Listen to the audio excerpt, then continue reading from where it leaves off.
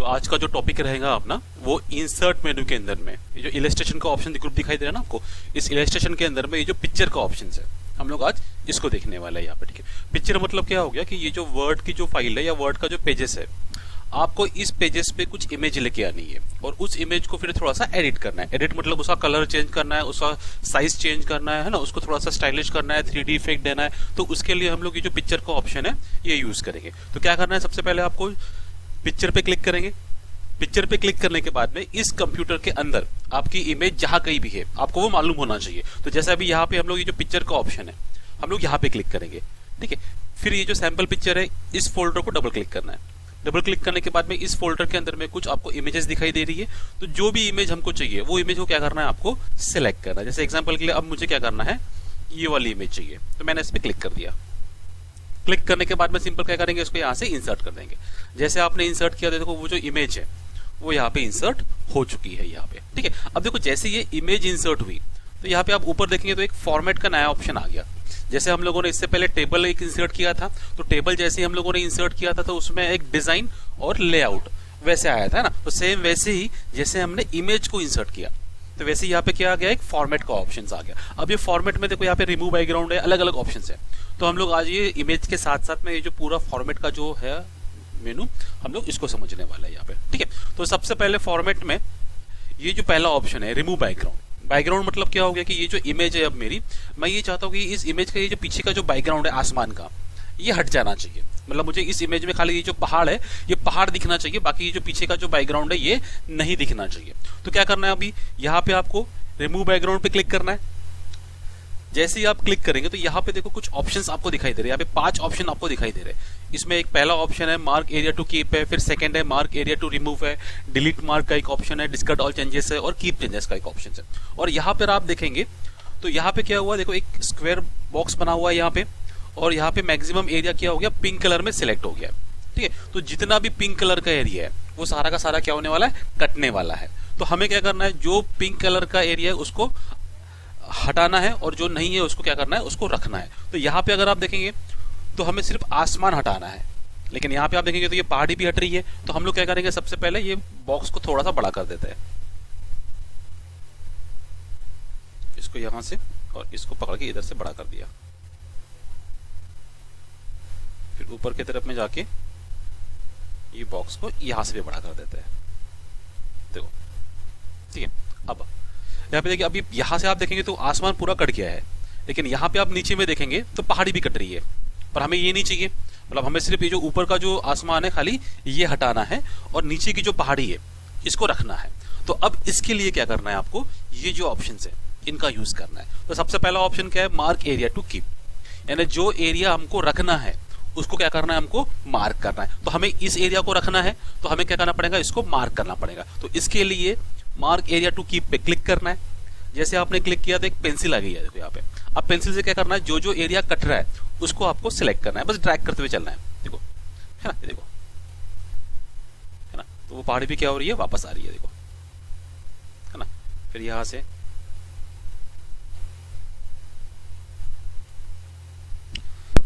है ना, ये हो गया। फिर उसके बाद में अब है mark area to remove. Mark area to remove मतलब क्या हो गया कि अब यहाँ पे आप देखेंगे तो थोड़ा थोड़ा हल्का हल्का आसमान दिख रहा है यहाँ पे, तो मुझे इसको भी क्या करना है, हटाना है यहाँ से। और यहाँ से भी जो है वो हल्का हल्का जो आसमान है उसको हटाना है। तो क्या करेंगे यहाँ पे, अब नेक्स्ट क्या ऑप्शन है, मार्क एरिया टू रिमूव, यानी अब हमको जिस एरिया को हटाना है उसको मार्क करना है। तो अभी हमने इस पे क्लिक किया। अब मुझे ये जो आसमान है इसको थोड़ा सा हटाना है, बहुत ज्यादा नहीं है लेकिन फिर भी जितना है उतना मुझे वहां से हटाना है। देखो इसको, फिर इसको भी यहाँ से सिलेक्ट किया, देखो है ना।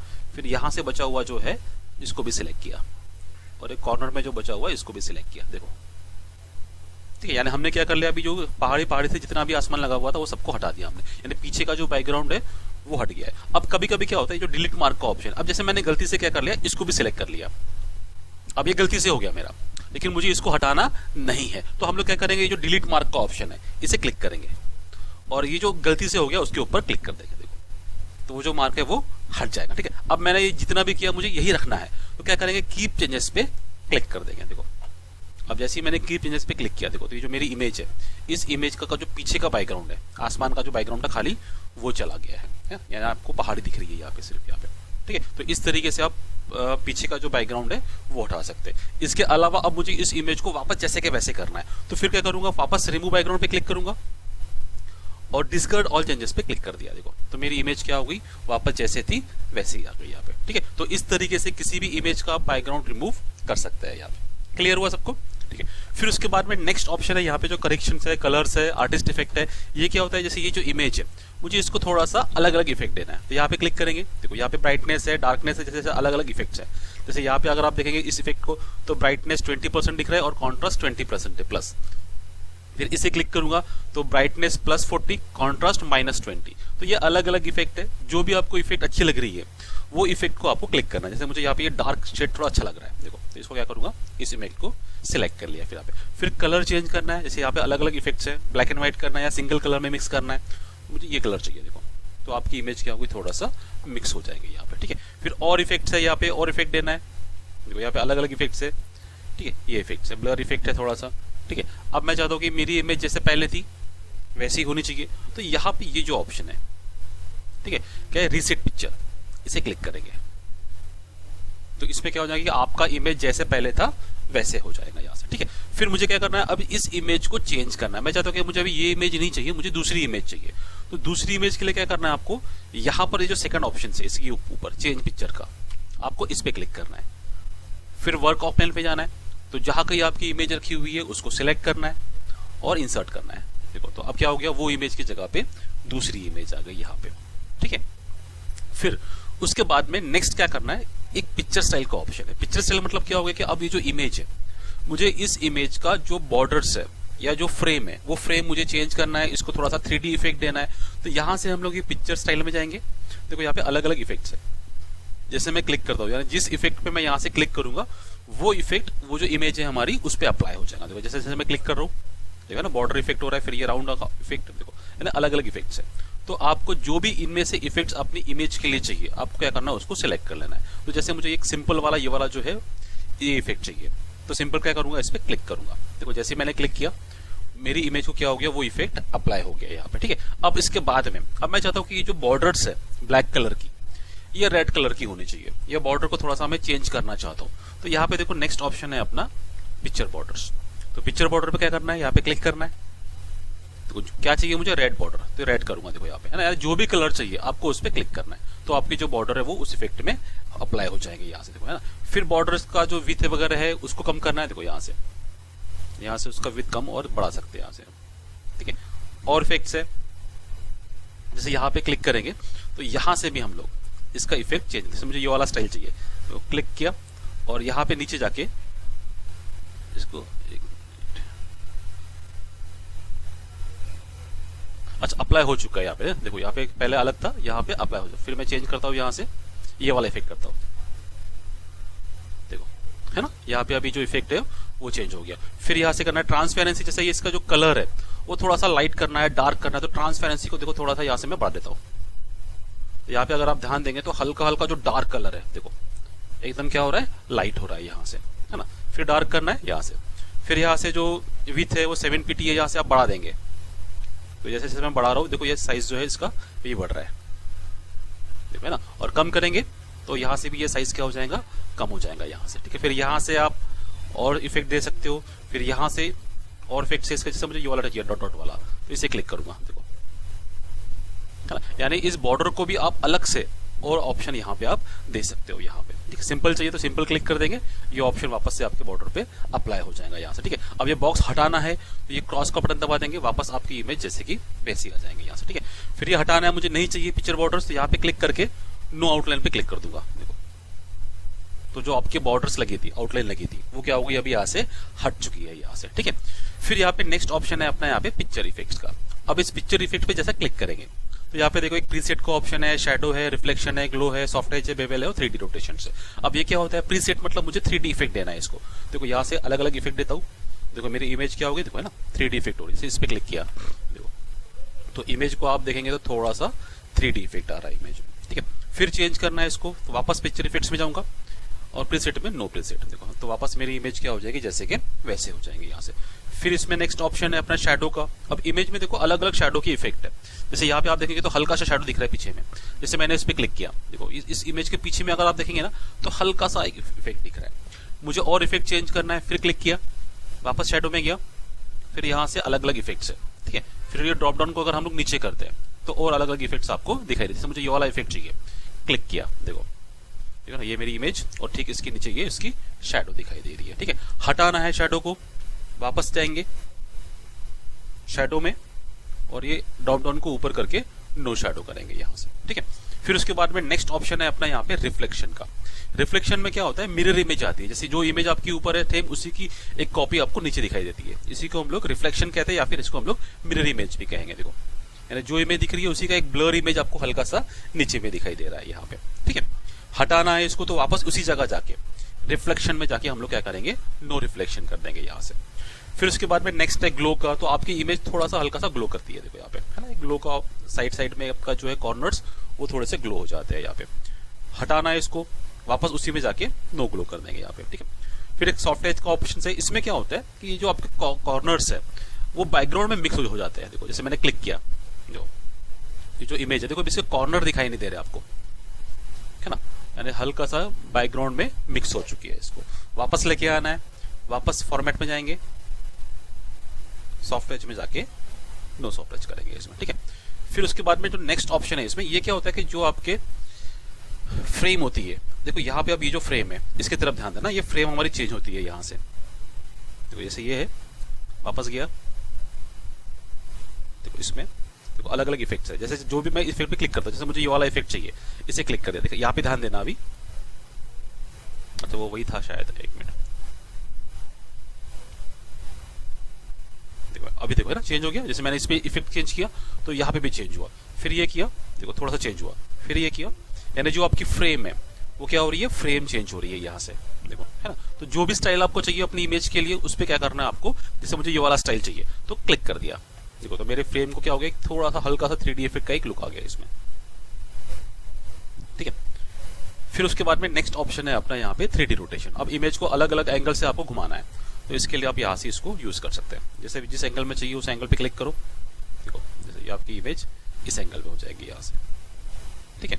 वापस जैसे कि वैसे करना है, फिर वापस जाएंगे 3D रोटेशन में नो रोटेशन, तो आपकी इमेज वापस जैसे कि वैसे हो जाएंगे, ठीक है। यानी ये जो पिक्चर इफेक्ट का ऑप्शन है क्या है कि आपकी इमेज को थोड़ा सा और आपको स्टाइलिश करना है उसके लिए, ठीक है। फिर उसके बाद में नेक्स्ट ऑप्शन है अपना यहाँ पे पिक्चर लेआउट।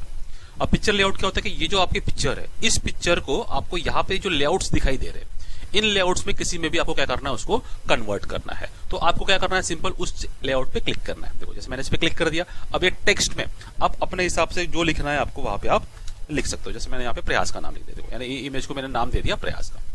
तो इस तरीके से आप इसको यूज कर सकते हो यहाँ पे, ठीक है।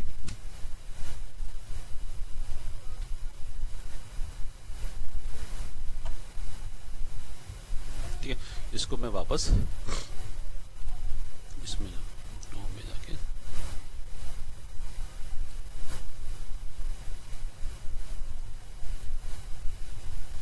जिसमें भी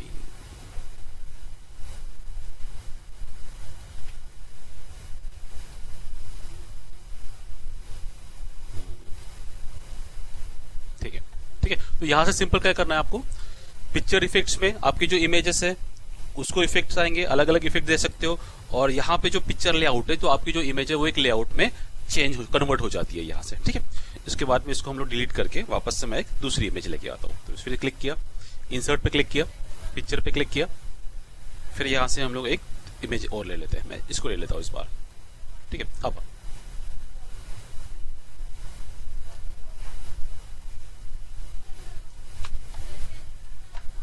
फिर उसके बाद जो नेक्स्ट ऑप्शन है अरेंज का, इसमें देखो पहला ऑप्शन है अपना पोजीशन और दूसरा ऑप्शन है अपना रैप टेक्स्ट। पोजीशन क्या होता है कि ये जो इमेज है इसको थोड़ा सा मैं यहाँ से कॉर्नर पकड़ के छोटा कर देता हूँ। अब अगर मैंने यहाँ पे कोई पैराग्राफ ऐड किया, जैसे यहाँ पे हम लोग एक पैराग्राफ ऐड करते,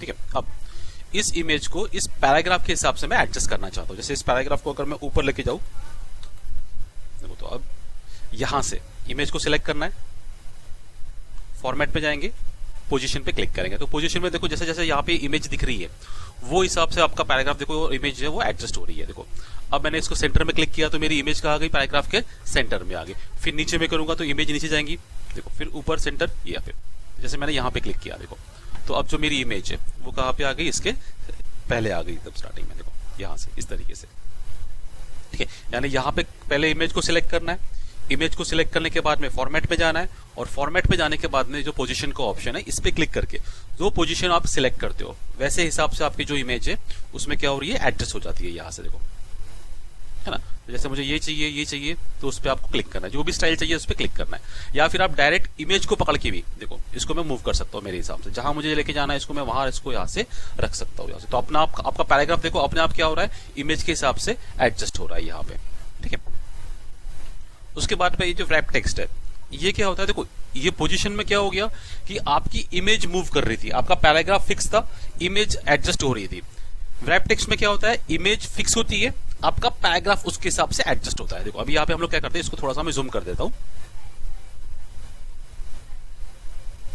देखो अभी इमेज को मैं यहां रखता हूं। अब देखिए रैप टेक्स्ट में जाएंगे, देखो पहले यहाँ पे एक ऑप्शन क्या, देखो क्या हो रहा है, अभी मेरी इमेज फिक्स है, देखो पैराग्राफ नीचे हो गया है ना। यानी क्या हो रहा है, अभी जो पैराग्राफ है वो इमेज के हिसाब से क्या हो रहा है, एडजस्ट हो रहा है यहाँ पे, है ना। और पहले ऑप्शन में क्या था, पैराग्राफ के हिसाब से इमेज एडजस्ट हो रही थी, है ना। तो ये दोनों ऑप्शन देखो ये अलग अलग ऑप्शन है, तो इसके हिसाब से हम लोग हमारे हिसाब से इसको मूव कर सकते हैं। दूसरा ऑप्शन आपके पास में कि आप डायरेक्ट इमेज को भी पकड़ के यहाँ से आप मूव कर सकते हो यहाँ पे, ठीक है।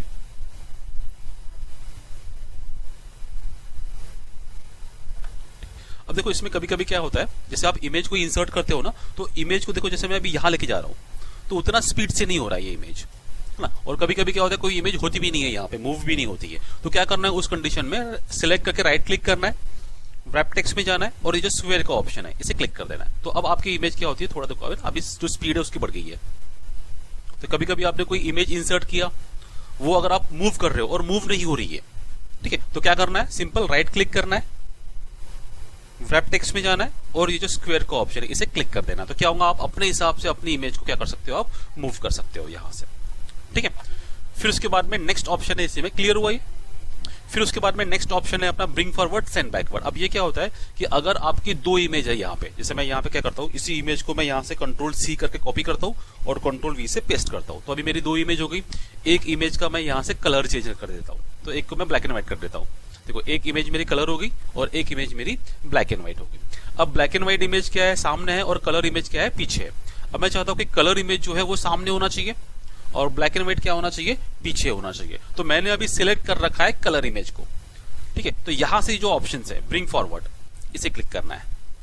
देखो क्या हो गया, कलर इमेज जो है वो मेरी वो सामने आ चुकी है। फिर मुझे इसको पीछे लेके जाना है, तो सेंड बैकवर्ड करूंगा, देखो वापस से क्या हो गई, इमेज मेरी पीछे चली गई यहाँ पे, ठीक है। सिलेक्शन पैन में क्या होता है कि अगर इमेज कोई इमेज आपको हाइड करना है, तो क्लिक किया, सिलेक्शन पैन पे गया, देखो ये हाइड ऑल करूंगा, इमेजेस हाइड हो जाएंगी। फिर से शो ऑल करूंगा तो इमेजेस क्या हो जाएंगी, वापस आ जाएगी। इसमें एक एक इमेजेस को हाइड करना, देखो यहाँ पे जो पिक्चर 4 है इसे क्लिक कर दूंगा यहाँ पे, तो वो इमेज क्या हो जाएंगी, हाइड हो जाएंगी।